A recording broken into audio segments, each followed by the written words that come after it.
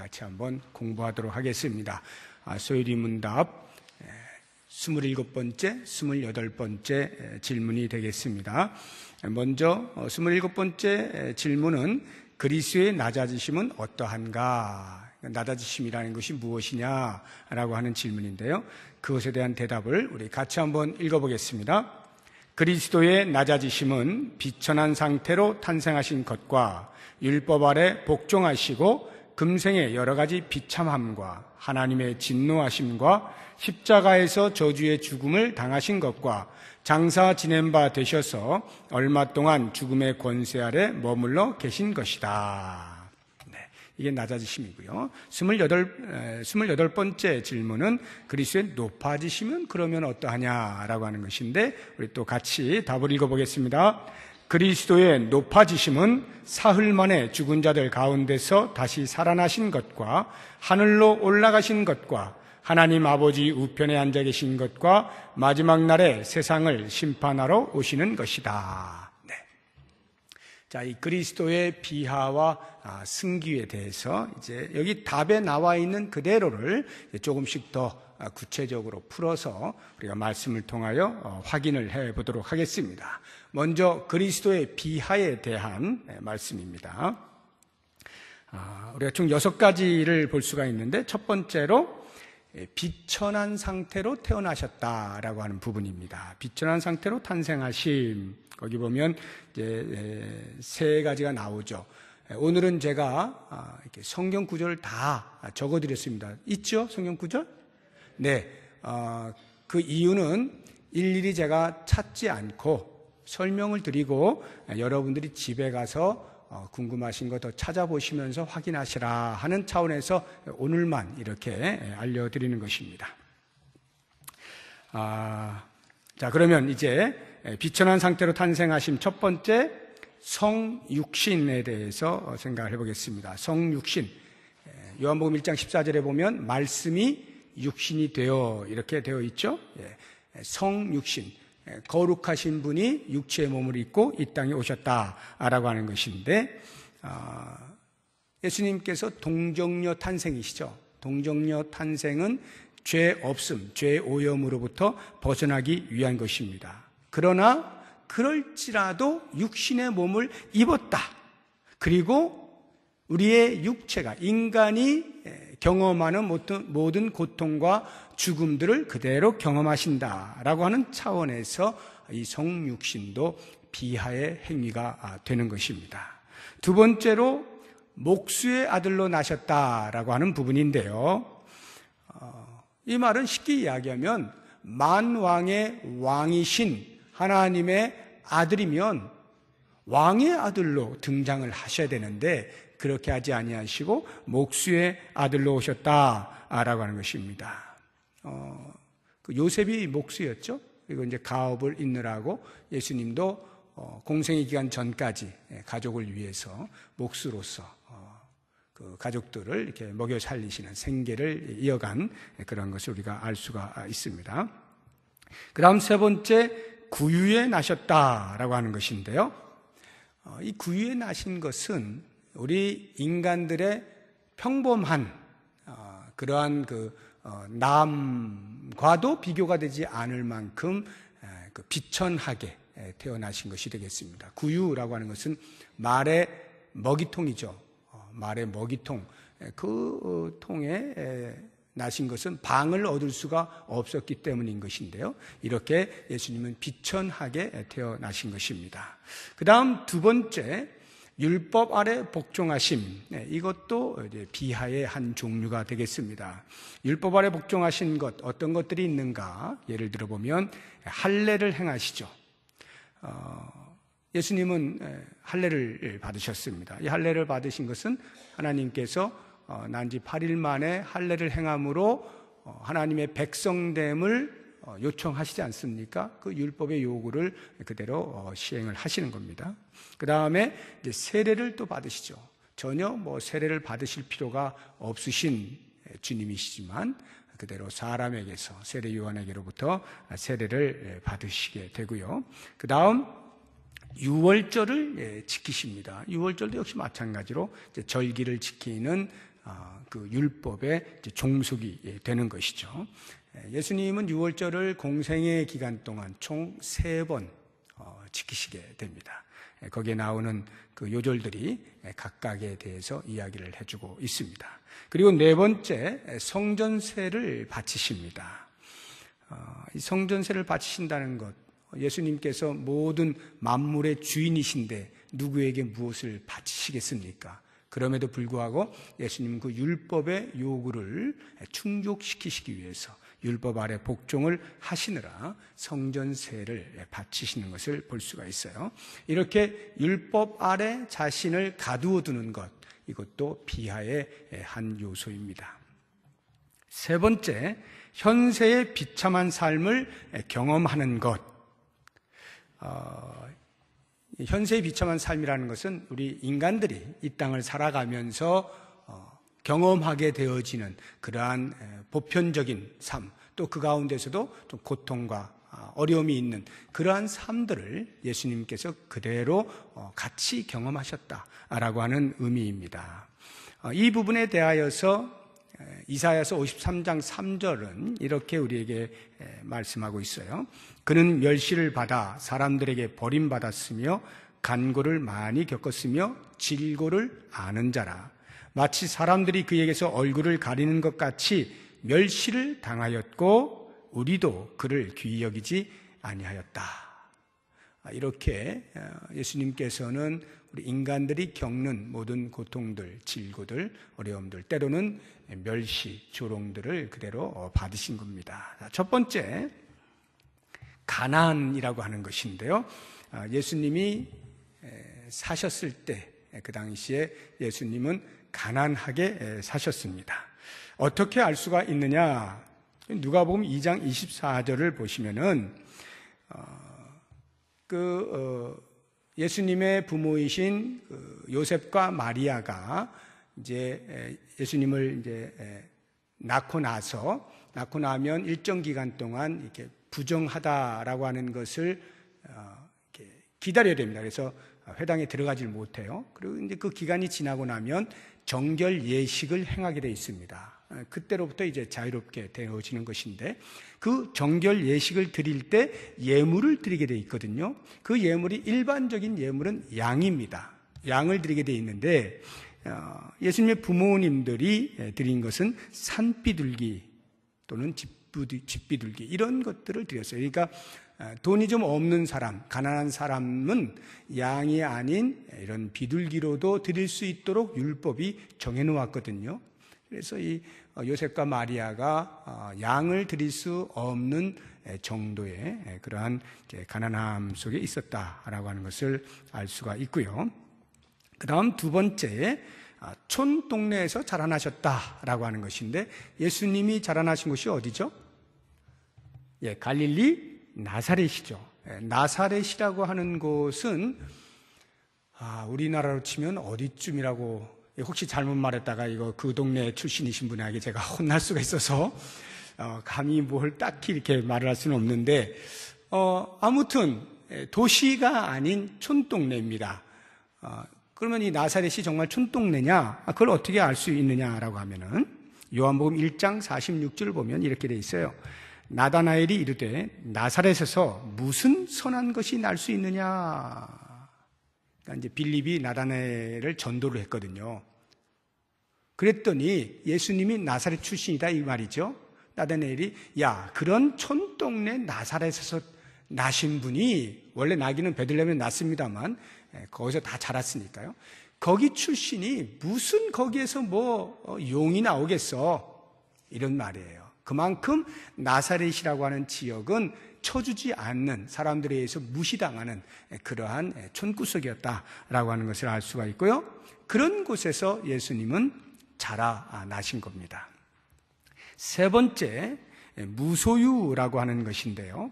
이 무소유라고 하는 것은 예수님께서 이제 이렇게 말씀하시죠. 마태복음 8장 20절에 보면 여우도 굴이 있고 공중의 새도 거처가 있으되 인자는 머리 둘 곳이 없다.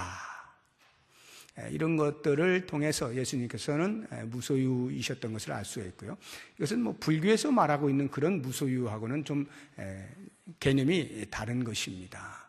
예수님께서는 이 땅에 당신의 그 하나님으로부터 받은 인류 구원의 사역을 감당하는 일에 있어서 어떤 그런 재물적인 부분이 굳이 필요가 없었던 시대였습니다. 그렇기 때문에 그 재물을 모으고자 하는 아무런 이유가 없었죠. 그냥 자연스럽게 이렇게 인자가 머리 둘 곳이 없는 그런 청빈한 삶을 사셨는데, 그렇다고 해서 먹을 것도 없이 굶어가면서 그건 아닙니다. 주변에서 선교 활동을 할 수 있도록 계속해서 지원한 그러한 여인들이 많이 있었던 것을 아시죠. 아무튼 굳이 그런 것에 물질적인 부분에 관심을 갖지 않으셨다라고 하는 것입니다. 네 번째 보시면 가족들의 무지 이렇게 되어 있죠. 이 가족들의 무지라고 하는 것은요, 예수님께서 회당에서 말씀을 가르치실 때 사람들이 놀랬습니다. 야, 어떻게 이렇게 놀래는 사람이 있는가 하면, 어떤 사람은 야, 저거 미쳤다 이렇게 말을 하는 사람도 있었어요. 저거 미쳤다. 그러니까 그 소문이 가족들에게 들린 겁니다. 가족들이 그것을 듣고 야, 이거 가만 놔뒀다가는 우리 가족 전체 망신당하겠다 싶어서 가족들이 예수님을 찾아온 거예요. 예수님 찾아왔습니다. 찾아온 이유는 하나입니다. 야, 빨리 집에 가자. 더 이상 망신당하지 말고, 이런 개념으로 찾아온 거예요. 그때 그 찾아온 그들을 향해서 누가 내 어머니고 누가 내 가족이냐, 이런 말씀을 하시죠. 이렇게 가족들이 하나님의 아들로서의 예수를 알아보지 못하게 됩니다. 성령이 임하시고 나서야 비로소 예수님의 동생인 야고보가 이제 회심을 하게 되고 교회에 중직이 되죠. 교회 장로로서 지도자가 되기도 하고, 하지만 그 이전에는 다 예수님을 정확하게 인식하지 못했습니다. 다섯 번째 보시게 되면 고향 사람들로부터 배척을 받았다. 선지자가 자기 고향과 자기 집 외에서는 존경을 받지 않음이 없느니라. 그러니까 자기 고향에서 존경을 못 받는다, 이런 말이죠. 예수님은 실제로 그러셨습니다. 그 고향에서 예수님께서 아무리 선한 행위를 하시고 병자를 고치시고 또 진리의 말씀을 선포하시고 하더라도 계속해서 예수님을 어떻게든지 흠잡으려 하고 책잡으려 하고 쫓아내려고 하는 이러한 배척이 그 고향에서 있었습니다. 여섯 번째 보시면 생명의 위협을 느꼈다라고 하는 것인데요. 이런 생명의 위협이 실제로 죽이려고 하는 그런 사람들이 있었던 것입니다.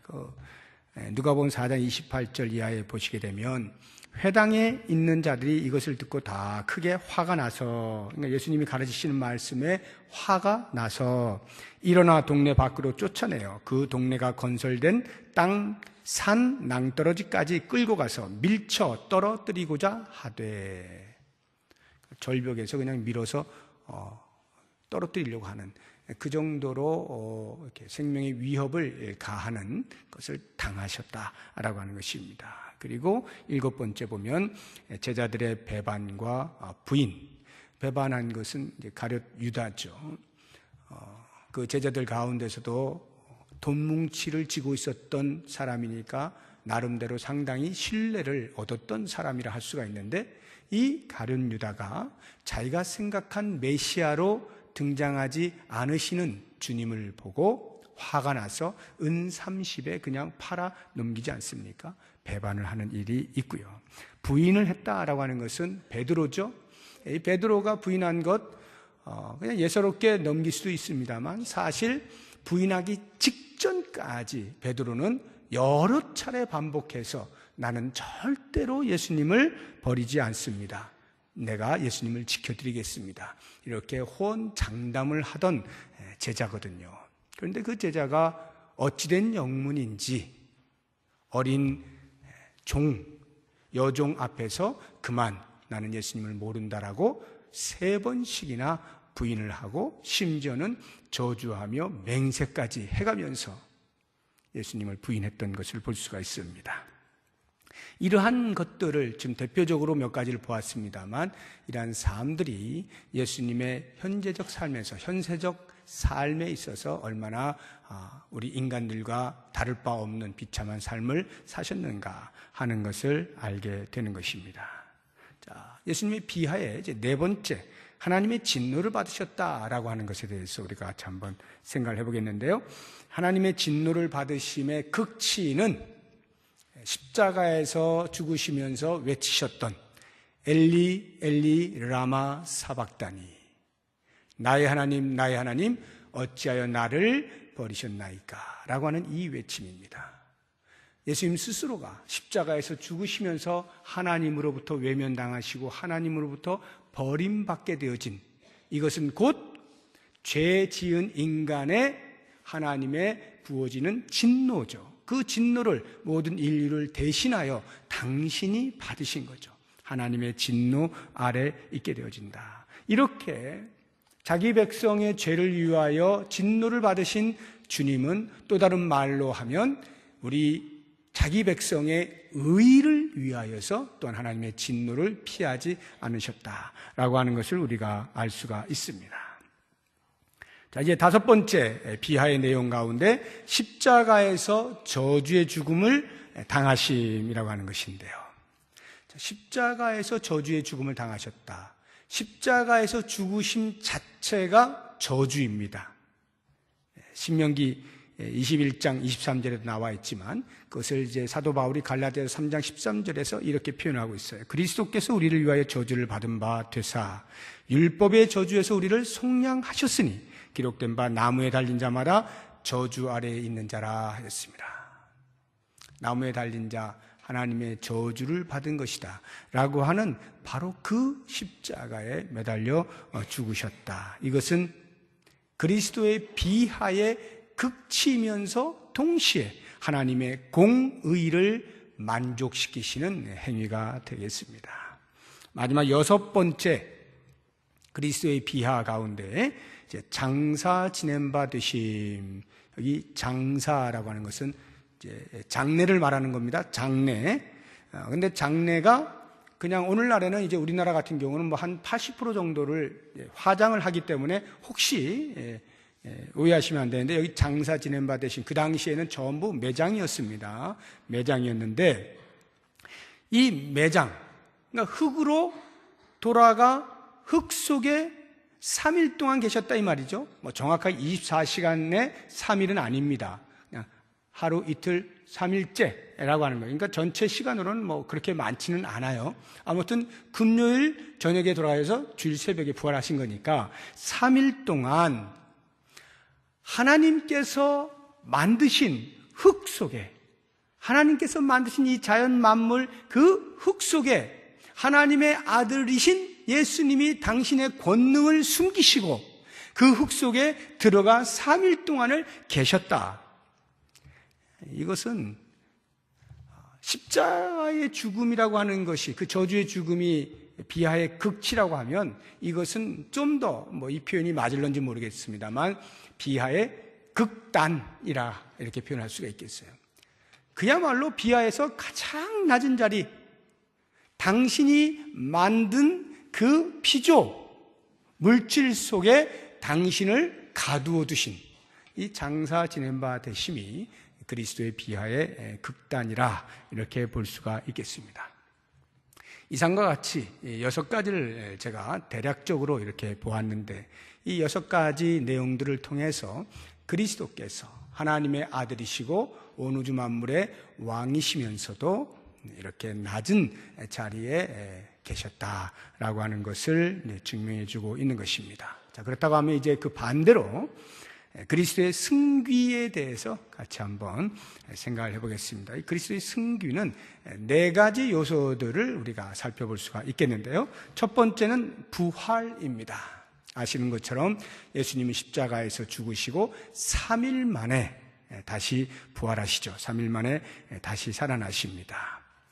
그래서 베드로에게 보여주시고 또 여인들에게도 보여주시고 12제자에게 보여주시고 500의 형제에게도 보여주시고 야고보에게도 보여주시고 또 사도 바울과 같이 아주 스스로 비천하다라고 여기는 그러한 바울에게까지도 이제 빛으로 만나 주시죠. 자, 왜 이런 만나 주시는 일들이 있을까요? 그것은 그리스도의 부활이 역사적 사실이고 객관적이다라고 하는 것을 보여주기 위한 것이고요. 하나님의 아들로서 예수 그리스도가 다시 어둠의 권세를 무너뜨리고 부활하신 것에 대한 우주적 선포를 하는 것입니다. 자, 이러한 이제 부활, 3일 만에 다시 살아나신다라고 하는 것이고, 두 번째, 영화로운 몸으로 부활하신다라고 하는 것인데요. 이 영화로운 몸으로 부활하신다. 예수님의 부활의 몸이 어떠하냐라고 할 때 그 몸은 예수님이 첫 번 십자가에서 죽으시기 직전에 가지고 계셨던 그 육체와는 조금 다릅니다. 어떻게 다른가를 사도 바울이 이렇게 표현을 해 놓았어요. 고린도전서 15장 50절 말씀인데, 아니 이거 누가 이렇게 준비를 해놨을까요? 너무 착해요. 방송반. 네, 감사합니다. 우리 같이 한번 읽어보겠습니다. 형제들아, 내가 이것을 말하노니 혈과 육은 하나님 나라를 이어받을 수 없고 또한 썩는 것은 썩지 아니하는 것을 유업으로 받지 못하느니라. 잘 보세요. 형제들아, 내가 이것을 말하노니 혈과 육은 하나님 나라를 이어받을 수 없고, 이 혈과 육체는 하나님 나라에 들어갈 수 없대요. 이 육체를 가지고는. 또한 썩는 것은 썩지 아니하는 것을 유업으로 받지 못해요. 우리의 육체는 죽고 나면 썩지요. 땅에 들어가면 흙으로 돌아가잖아요. 이 썩는 것으로는 썩지 아니하는 그 하늘나라의 유업을 이어받지 못합니다. 그 말을 뒤집어서 이야기하면 하늘나라에 들어갈 수 있는 것은 이 육체 가지고는 안 된다 이 말이에요. 변화된 육체, 변화된 몸. 이것이 예수님께서 부활하셨을 때 제자들에게 보여주셨던 거 아닙니까? 제자들이 문을 다 걸어 잠그고 계시는 그 방 한가운데 예수님이 그냥 쑥 들어오시잖아요. 시공간을 그냥 통과하시지 않습니까? 변화된 몸으로 부활하신다. 이게 바로 영화로운 몸으로 부활하셨다라고 하는 말씀의 의미입니다. 세 번째로 부활에 대해서 잠자는 자들의 첫 열매가 되셨다라고 하는 것인데, 여기 잠자는 자들은 죽은 자들을 완곡하게 표현하고 있는 것입니다. 이 죽은 자들의 첫 열매, 다시 말하면 잠을 자다가 깨지 않습니까? 그런 것처럼 죽은 자들이 반드시 부활한다는 것인데, 그것에 대한 확증, 보증을 예수님께서 먼저 보여주셨다. 죽은 자 가운데에서 그리스도께서 살아나심으로 모든 죽은 자가 다시 살아날 것에 대하여 확증해 주셨다라고 하는 차원에서의 첫 열매라고 말씀하고 있는 것입니다. 예수님의 부활은 우리 모든 성도의 부활을 보증해 주시는 사건이라 하는 것입니다. 네 번째, 살려주는 영이 되심. 살려준다는 것은 생명을 주는 영이라 이 말인데요. 그 고린도전서 15장 45절 말씀을 보시게 되면, 기록된 바 첫사람 아담은 생명이 되었다 함과 같이, 첫사람 아담, 실제 우리의 조상인 아담은 생명이 되었어요. 하나님께서 그로 다 빚으시고 그 코에 생기를 불어넣으시지 않습니까? 그러면서 이제 생명이 되어서 사람이 되는 거죠. 같이 마지막 아담은, 예수님은 살려주는 영이 되었나니, 첫사람 아담은 수동적으로 하나님에 의하여서 생명이 살아있는 사람이 되었고, 마지막 아담 예수님은 사람들을 살려주시는 분이 되었다 이 말이에요. 그리스도의 부활이 우리에게 생명을 주시는 분으로 되었다 이 말이죠. 그래서 이 그리스도의 부활은 그리스도의 승귀의 부분에 있어서 처음 테이프를 끊는 아주 멋진 역사적 사건입니다. 그리고 이제 두 번째 어떻게 하시죠? 40일 동안 제자들과 함께 이 땅에 계시다가 부활 후에요. 40일이 되었을 때 예수님께서 하늘로 오르시죠. 이것을 우리는 승천이라고 말을 하는 것입니다. 하늘에 오르심. 자, 이 승천에 대해서도 몇 가지 우리가 이해할 게 있는데, 첫 번째, 예수님의 승천이란 원래 계시던 곳으로 되돌아가시는 것이다, 이 말이에요. 원래 예수님이 어디 계셨어요? 태초에 말씀이 계시니라. 이 말씀이 하나님과 함께 계셨으니 이 말씀은 곧 하나님이시라. 하나님이 계신 그곳에 말씀이 함께 계셨고 그 말씀이 곧 하나님이신데, 그 말씀이 요한복음 1장 14절에 보면 육신이 되어 우리 가운데 거하심에, 하나님과 함께 계셨던 그 예수님께서 육신이 되어서 이 땅에 오셨다가 부활하시고 승천하실 때 다시 하나님이 계신 그곳으로, 원래 당신이 계셨던 그곳으로 되돌아가신다라고 하는 것이죠. 그 원래 자리가 어떤 자리예요? 영광의 자리죠. 하늘의 보좌에 영광이 있는 자리 아니었습니까? 그 자리로 되돌아가신다. 이것이 이제 승귀입니다. 두 번째, 승천에 대해서 부활하신 예수님의 신분을 확인하는 것이다. 자, 부활하신 예수님의 신분을 확인한다는 말이 무슨 말인지 사도행전 1장 9절 말씀을 보시면 이렇게 나와요. 같이 한번 읽어보죠. 이 말씀을 마치시고 그들이 보는데 올려져 가시니 구름이 그를 가리어 보이지 않게 하더라. 성경에서 구름이라고 하는 것은 하나님의 영광을 대변하는 자연현상이에요. 구름이 임했다, 구름이 올라갔다, 이 구름 이야기를 할 때는 하나님의 영광, 하나님의 임재, 이런 것을 상징적으로 표현하고 있는 것이거든요. 그런데 구름이 그를 가리어 보이지 않게 하셔요. 지금 하늘로 올라가시는데 그 이야기가 뭡니까? 이제 이 예수는 나의 아들로서, 왕의 아들로서 원래 있는 자리로 올라간다, 그 영광의 자리로 올라간다라고 하는 것을 구름을 통하여서 보여주고 계신다, 이 말입니다. 그러니까 예수님은 지극히 인간이셨음에도 불구하고 부활을 통하여서 다시 완벽한 신으로서 그 자리에 오르신 하나님의 아들, 왕의 대관식과도 같은 그러한 승천의 모습을 우리에게 보여주고 있습니다. 이것이 바로 부활하신 예수님의 신분을 확인하는 사건이라는 것이고요. 세 번째, 승천과 관련해서 신자의 거할 처소를 예비하신다라고 하는 것인데, 잘 아시는 것처럼 요한복음 14장 2절 3절에 보면은 예수님께 제자들에게 말씀하시죠. 내가 거기 가면 내가 너희들이 거할 처소를 예비하겠다, 이 말씀 아니에요? 내가 너희들이 거할 처소를 예비하러 가노니, 이렇게 말씀하고 있잖아요.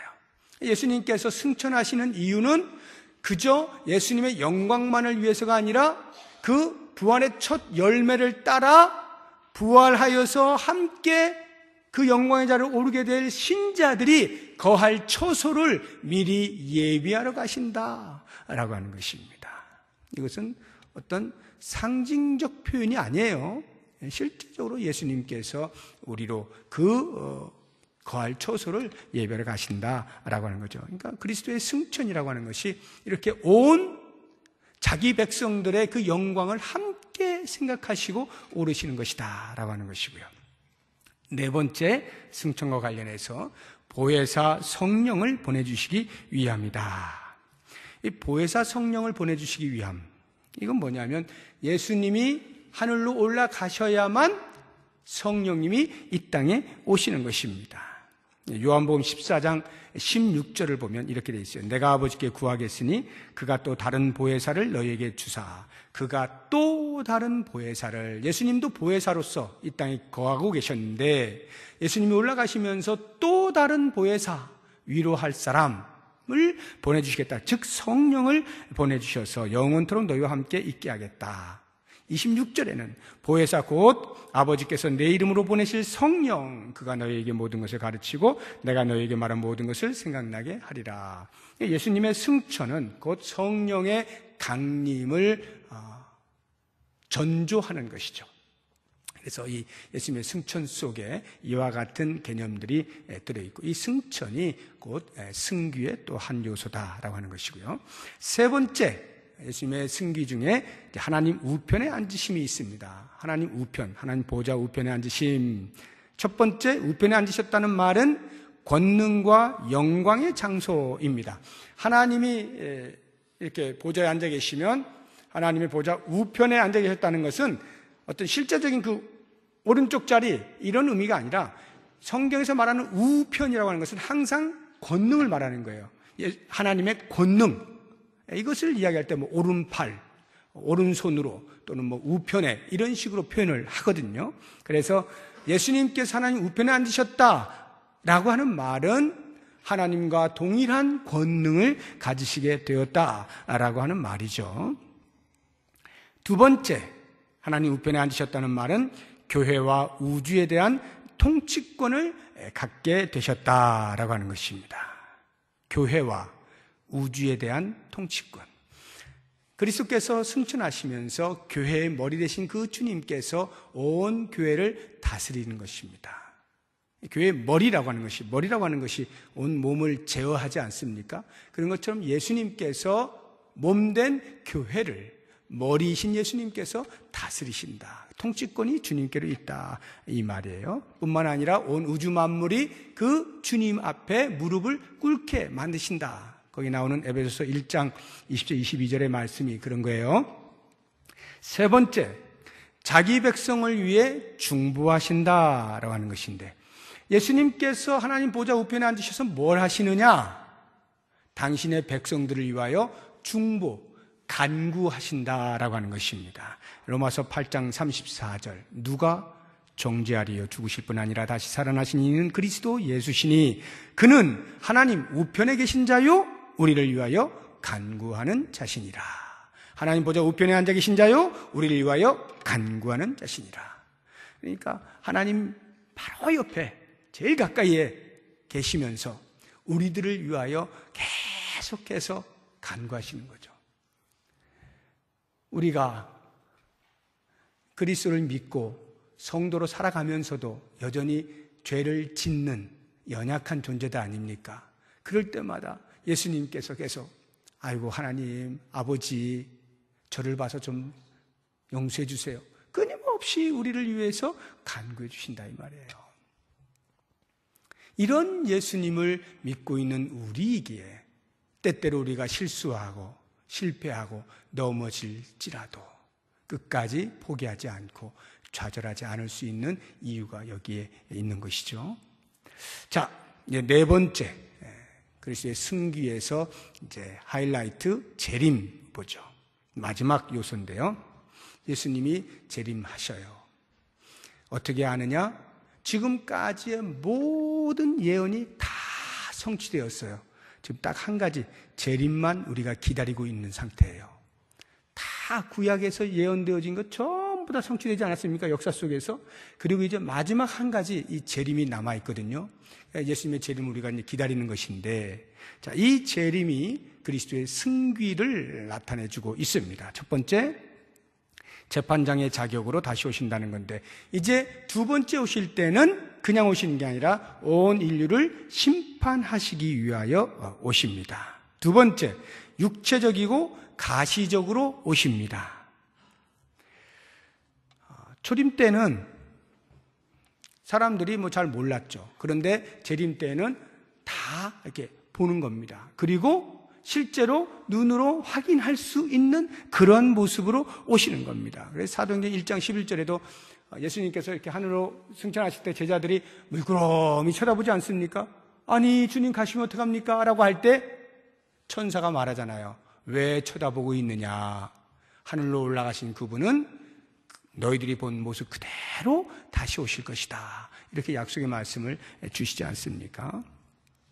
계시록 1장 7절에도 보게 되면 볼지어다 그가 구름을 타고 오시리라 각 사람의 눈이 그를 보겠고 그를 찌른 자도 그를 볼 것이요 모든 사람들이 그를 볼 수 있도록 가시적으로 예수님께서 오신다라고 하는 것이고요. 세 번째, 초림과 다르게 영광스러운 모습으로 오신다. 이것은 초림 때는 어떻게 오시나요? 우리가 비하에서 본 것처럼 동정녀 탄생을 했는데 아무도 알지 못할 뿐만 아니라 방에서조차 낳지 못하시고 마국간에서 말구유에서 태어나시게 되는 이러한 비천함, 그것을 아는 사람이 아주 극소수에 불과했던, 아무도 모르게 이 땅에 오신 그 주님인 것에 비하여 다시 오시는 주님은 모든 사람이 보는 겁니다. 모든 사람이 봐요. 마태복음 24장 30절을 같이 한번 읽어보겠습니다. 시작. 그때에 인자의 징조가 하늘에서 보이겠고 그때에 땅의 모든 족속들이 통곡하며 그들이 인자가 구름을 타고 능력과 큰 영광으로 오는 것을 보리라. 더 멋지게 표현해 놓은 데가 있어요. 데살로니가전서 4장 16절 같이 읽어봅니다. 주께서 호령과 천사장의 소리와 하나님의 나팔 소리로 친히 하늘로부터 강림하시리니 그리스도 안에서 죽은 자들이 먼저 일어나고. 예수님이 오실 때 한마디로 이야기하면 난리 법석이 일어난다 이 말이에요. 나팔 불고요, 도무지 눈을 감을래 감을 수가 없고 귀를 막을래 막을 수 없는, 확실하게 이 땅의 모든 사람이 보는 영광스러움으로 나타나시게 될 것이다. 이것이 그리스도의 승기입니다. 자, 그렇다고 한다면 이제 우리가 예수님의 비하와 승기를 이렇게 나누어서 보았는데 이 두 개의 관계가 어떻게 되느냐라고 하는 것을 두 가지만 간단하게 말씀을 드리고 마치도록 하겠습니다. 첫 번째, 예수님의 비하가 있으므로 승귀가 있다라고 하는 것입니다. 자, 요한복음 5장 27절을 우리 같이 한번 읽어봤으면 좋겠어요. 시작. 또 인자됨으로 말미암아 심판하는 권한을 주셨느니라. 여기 앞에를 보시면 인자됨, 이게 비하예요. 그런데 그 뒤에 심판하는 권한이 무엇 때문에 주어졌다고요? 인자됨으로 말미암아, 그리스도의 비하가 있으므로 심판하는 권세인 그리스도의 승귀에 이를 수가 있게 되었다라고 하는 것입니다. 이것을 우리 성도의 삶에 적용을 해보면 어떻게 됩니까? 로마서 8장 17절 아주 중요한 말씀인데 우리 같이 한번 읽어보죠. 자녀이면 또한 상속자 곧 하나님의 상속자요 그리스도와 함께한 상속자니 우리가 그와 함께 영광을 받기 위하여 고난도 함께 받아야 할 것이니라. 그 고난을 받아야 할 이유가 뭐라고요? 고난이 있으므로 영광이 있다, 이 말 아닙니까? 네. 그래서 우리가 보통 이렇게 영어로 이렇게 운율을 따서 말할 때 no crown, no cross, no crown 이렇게 말하죠. 십자가가 없으면 왕관도 없다. 고통이 없으면 영광이 없는 것이다. No pain, no gain. 고통이 없으면 얻는 것도 없어. 이런 말 아닙니까? 이것은 기독교 신자든 아니든 상관없이 많은 사람들이 애용하고 있는 말입니다. 고난을 당할 때 견뎌내자. 그럼 반드시 쨍하고 해뜰 날이 올 것이다. 이런 거. 근데 우리 기독교인들은 그냥 단순히 모든 사람들이 생각하는 그런 개념이 아니라 예수님께서 그와 같은 삶을 정확하게 보여주시면서 우리에게 그것을 요청하고 계시는 거예요. 그리스도와 영광을 함께 받기 위하여 그리스도와 고난도 함께 받아야 할 것이다. 그리스도의 비하가 있으므로 그리스도의 승귀가 있다, 이 말이에요. 자, 두 번째, 승귀 때문에 비하가 의미가 있다. 비슷한 말 같죠? 약간 뉘앙스가 달라요. 무슨 말이냐면 그리스도의 비하가 있어서 승귀가 있는데 그렇다고 만약에 비하만 있고 승귀가 없다면 어떻게 될 것이냐 이 말이에요. 비하만 있고 승귀가 있기 때문에 이 비하가 의미가 있는 것이다, 이 말이죠. 자, 한번 예를 들어보죠. 예수님께서 온 인류를 위해서 죽으셨어요. 십자가에 죽으셨어요. 속죄를 자기의 몸에 담으셨어요. 그런데 만약에 부활하지 않으셨어요. 그리스도의 승귀가 없다라고 한다면 이 온 인류의 죄를 위하여 죽은 이것이 아무런 소용이 없는 거죠. 그리스도의 부활이 없다면 사도 바울의 말을 빌리면 우리가 뭐라고요? 이 세상에서 가장 불쌍한 자다. 그리스도의 부활이 없으면 예수님 믿는다라고 신나게 따라다니고 애쓰고 내 모든 삶의 절제를 하고 손해를 봐도 그냥 참고 이렇게 그리스도인답게 살아가려고 하는 이 모든 행위가 다 헛수고다 이 말이에요. 승기가 있기 때문에 비하가 의미가 있는 것이에요. 우리들이 왜 이 땅에서 고난을 참는다라고 말을 합니까? 왜요? 승기가 있기 때문이에요. 하나님께서 그 영원한 하늘나라에서 우리들을 왕 노릇하며 살아갈 수 있도록 하시는 그 승기가 있기 때문에 우리가 이 땅에서 짧은 인생 동안에 서로 예수 믿는 것 때문에 고난을 당해도, 그것 때문에 손해를 받아도 너무 억울해하지 말고 너무 슬퍼하지 말으라는 거예요. 승기가 있다는 것입니다. 이 놀라운 비밀을 그리스도께서 당신의 비하와 승기를 통하여 우리에게 보여주신 것 기억하시면서, 이제 우리가 비록 이 땅에서는 혹시 승기에 대한 맛을 볼 수 없을런지 몰라도 주님이 다시 오시는 그날 영원한 하늘나라에서는 틀림없는 사실이니까 이 놀라운 사실을 소망으로, 믿음으로 바라보시면서 오늘을 혹 비하의 삶으로 사신다 할지라도 낙심하지 마시고 좌절하지 마시고 믿음으로 승리하며 살아갈 수 있는 우리 모두가 될 수 있기를 바랍니다. 기도하겠습니다.